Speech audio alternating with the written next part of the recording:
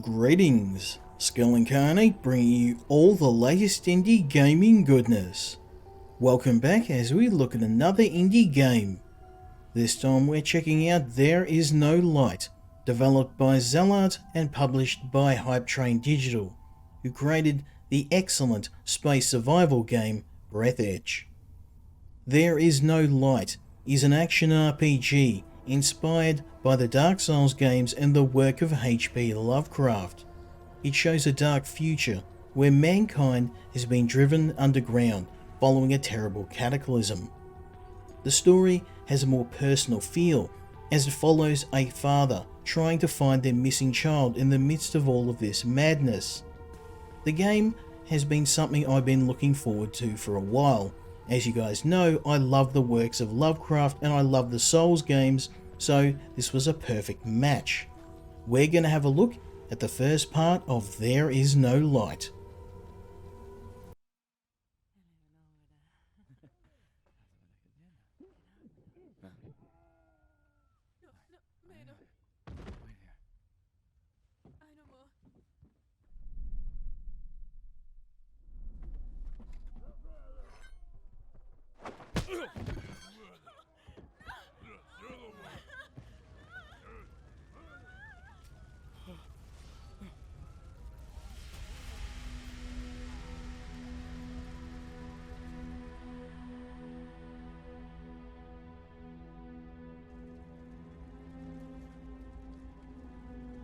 The story begins with us, a young father.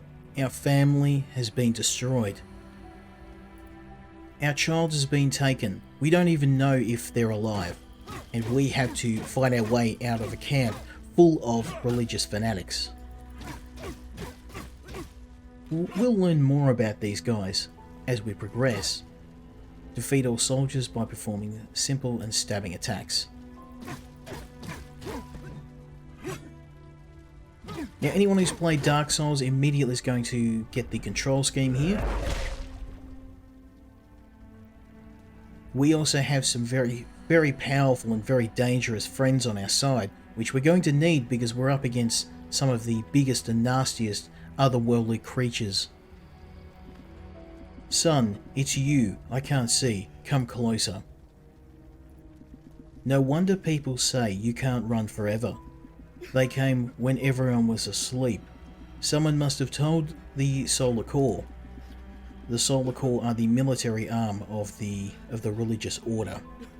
No one survived. They slaughtered everyone in their sight. I'm running out of time. Son, listen, they took her, along with your baby. Go to the central station. They want to give your child to the hand. Stop it. It's too late for me. They've killed everybody in our village, including our mother. And our child and wife are now gone. We had to get them back. By any means necessary.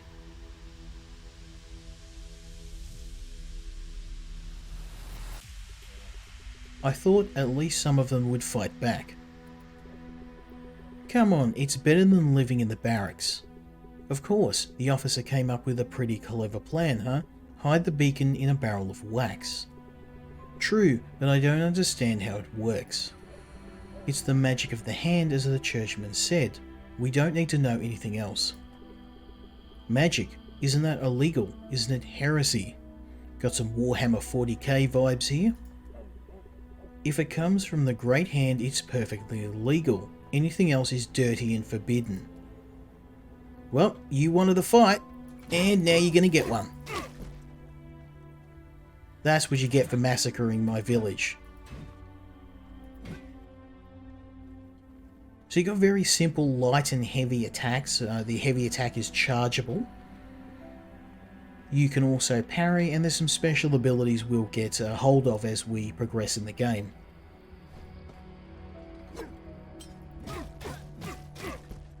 You guys aren't really much challenge, but we're going to be up against something far bigger and far more dangerous soon. Now the game has some Metro 2033 vibes as well. You can see the long dead corpses of the people that probably kept these machines running. We're in an underground railway, one of the few safe places where the human race is trying to eke out a living amongst the ruins of the old world. When dealing damage to enemies with any ability, the hero adds to the healing shard meter. If you deal damage with an ability when the meter is full, a healing shard will fall out of the enemy. If you destroy it, the hero will receive a health point, which we're going to need in a few seconds when we're up against. We can use our heavy attack,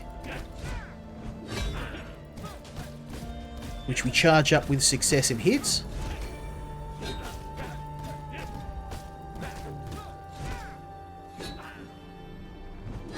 We need to be careful.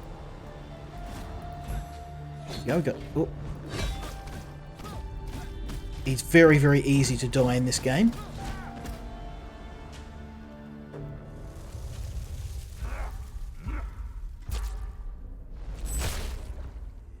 Our master, of course, a unknown being of incredible power.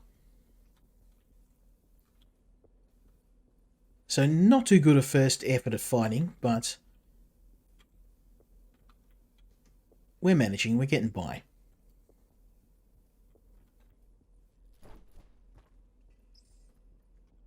Now, healing in the game, it mainly comes from counter-attacking enemies to get your health back. There are some healing items, but they're very, very few and far between, which means I'm going to have to get a hell of a lot better at fighting. That first effort was not too impressive.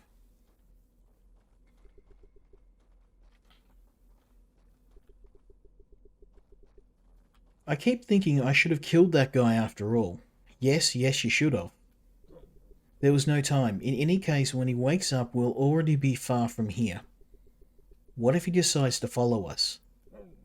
Then the tunnel will finish our work for us. That weakling will never make it to the station alive.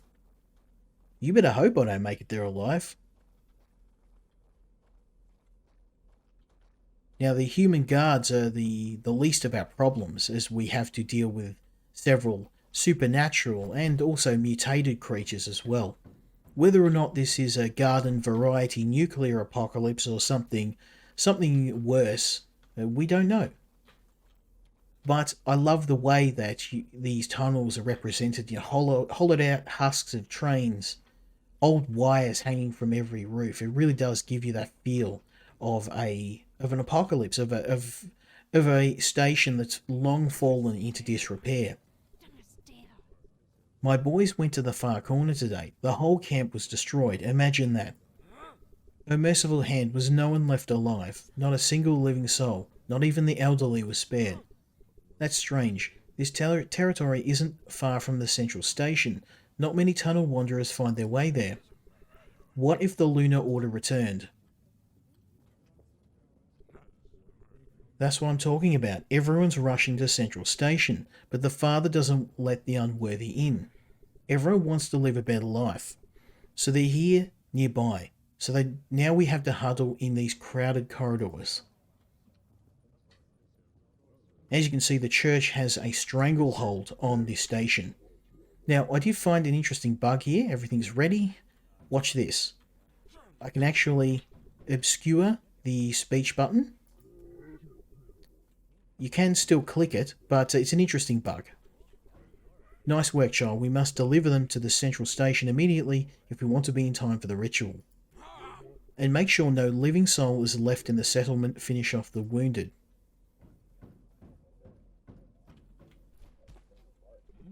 Now you can see here that our child is not the only one they were gathering. There's several children, and they're collecting all of them for the hand. This is no place for civilians. This is in fact a prohibited area. Boy, you better get out of here. Don't distract us from work. You best be praying to your God that I can't come back here and wipe you out. There's no time for self-pity, though. We have a child to save.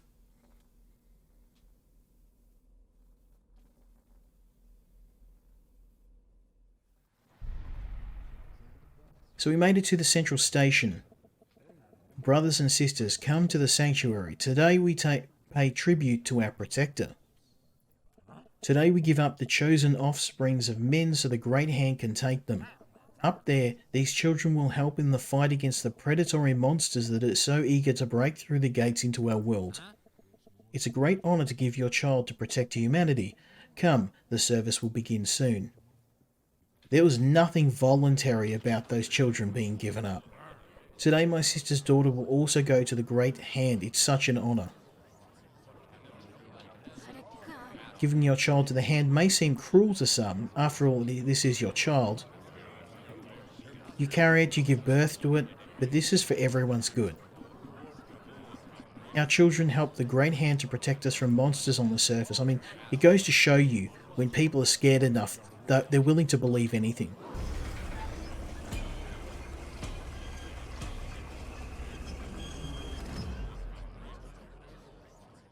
Get out of my way, I'm coming to get my kid.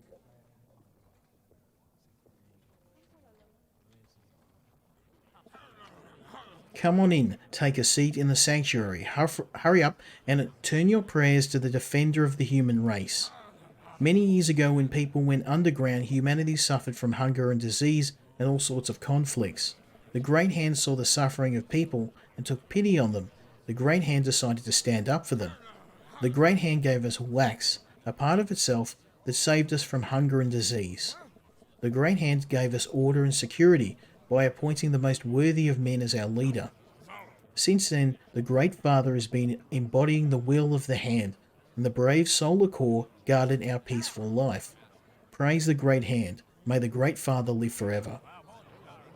So of course these people are eating food that's been given to them by this otherworldly creature, as you can see, and blindly following because they're scared, because they don't know any other way to live.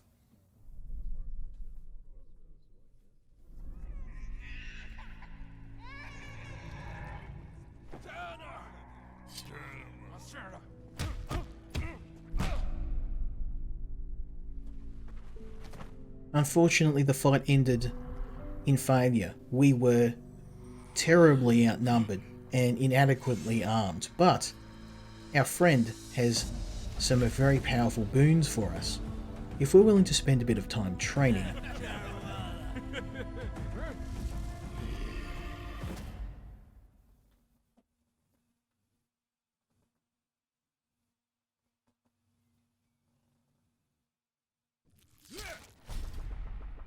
So it's been 1 year. You know they were good people. Murderers, rapists, marauders. You took them from us too soon. They could have hurt many more people. You're just breaking my heart. Pull yourself together. Today is an important day. Well, Blondie, I hope after a year of training I managed to make a merciless genocide machine out of you. Because they're the skills you're really going to need. Today is the day of the ritual, and all the fanatics of the Hand will gather in the sanctuary again. You better hurry to the central station before they start without you. I'm not going to put up with you for another year. So our master has given us great power, but is that power enough to stop an army of fanatical religious zealots and the otherworldly creatures that lie beyond the gate? Not so fast. Do you think you could slip right past Old Man Fanfuri? You, of course, have become stronger this year, but swinging a sword isn't enough. This is a dangerous world, and Master Samedi does not want to waste his time constantly resurrecting you. Therefore, you need to learn how to heal yourself with these plants, otherwise I won't let you go any further. It's the Master's order. So, we're serving Baron Samedi, one of the gods of the dead. We can heal ourselves up using these plants, but healing in this game is pretty rare. Our best bet is to try and avoid damage altogether, and if we do need to heal, to use the damage system to restore our health. Now, I haven't mentioned it earlier, we're actually playing in the harder of the two modes. There's a story mode, which makes the game's combat a lot more forgiving, but we're not going that route. I like my games challenging. Where do you think you're going? Do you think you can walk through like that? I don't want to find some heretic to find his way into the station like last year. Turn around now. There's no place for you in the sanctuary. Now, if you look at the mix of clothing, some people are using modern clothes, some people are using this medieval armor. There's a bit of a mix of different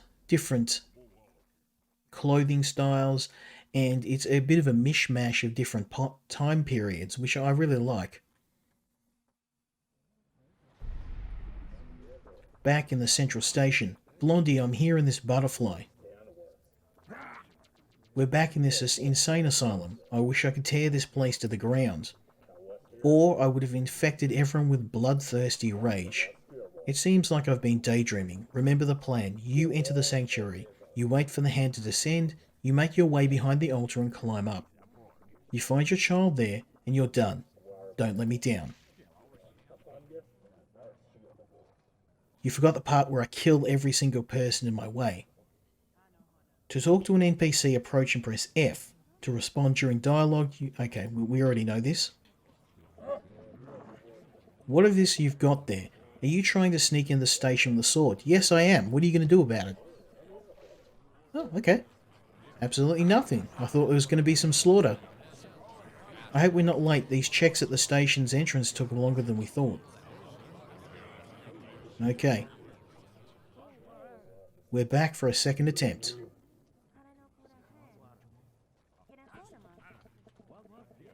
My brother in the Corps said the father was extremely concerned about safety this year. Guard posts were set up all over the tunnels. They're checking everyone coming to see the ritual. And yet you let me walk right through. Hopefully the Corps has increased security this time. We don't need another madman to try disrupting the ritual again. Oh no! A madman's here to stop the ritual. Okay, get behind here. Get behind the screen. The hand is about to appear. Okay.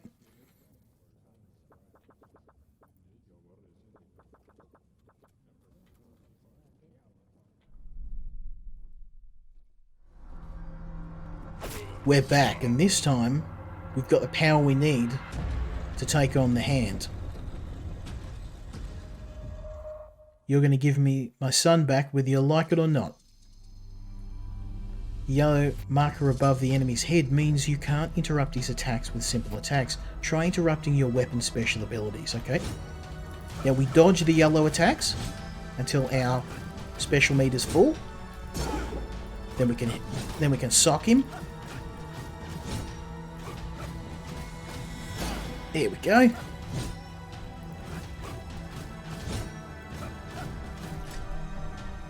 Oh, there we go. With a bit of practice, that wasn't too hard.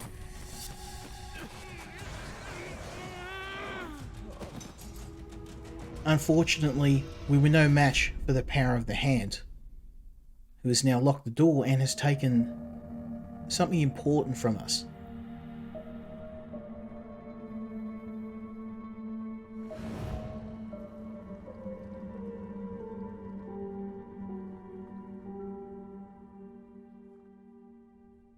Thankfully for us, death is not the end.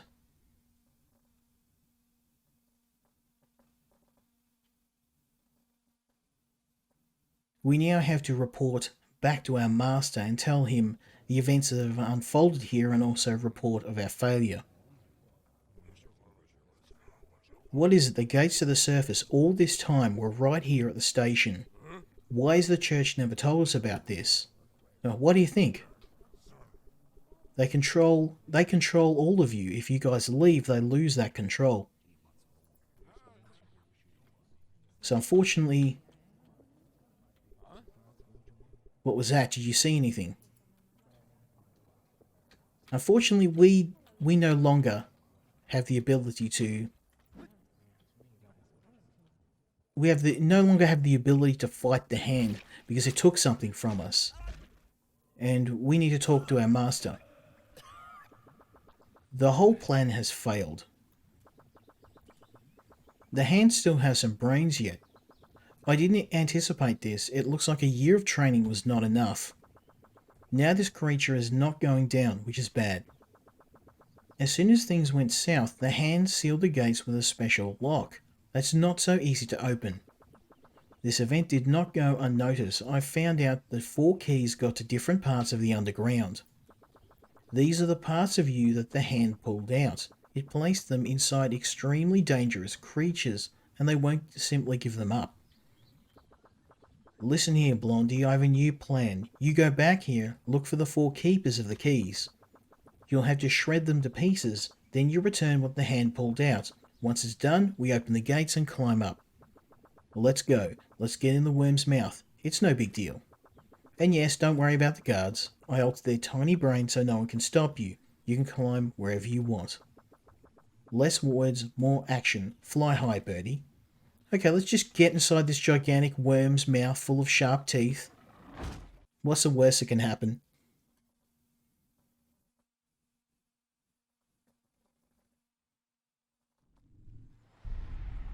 Now we're here at the central station, and our friend Mr. Worm can also upgrade us. Welcome to the skills tutorial. Each weapon has its own set of skills you can upgrade. If an image is grey, you can acquire the skill. If it's closed, the skill's not yet available. And we need Death Essence to earn the skills, and we get Death Essence from killing enemies or by finding hidden items called vials. So we don't have anything yet. We can't upgrade ourselves, but as we progress through the game, we'll be able to get some more powerful skills to give us a bit of an edge against some of the creatures we're up against. Here's your home sweet home. I did everything here with my own caring hands. Well, I hypnotized a couple of suckers from the station, but it was I who gave the orders. If you don't like it, you can always sleep on the street. Why no one appreciates my good deeds? I'm so awesome. So this is your home. You can quickly return to your room from almost any place in the underground. Suit yourself, and if there's anything you don't like, I don't really care. I do love the characters in this game. They do have a lot of personality. The game has a lot of personality. It has a fantastic art style, really nice sound design, and a very, very interesting story.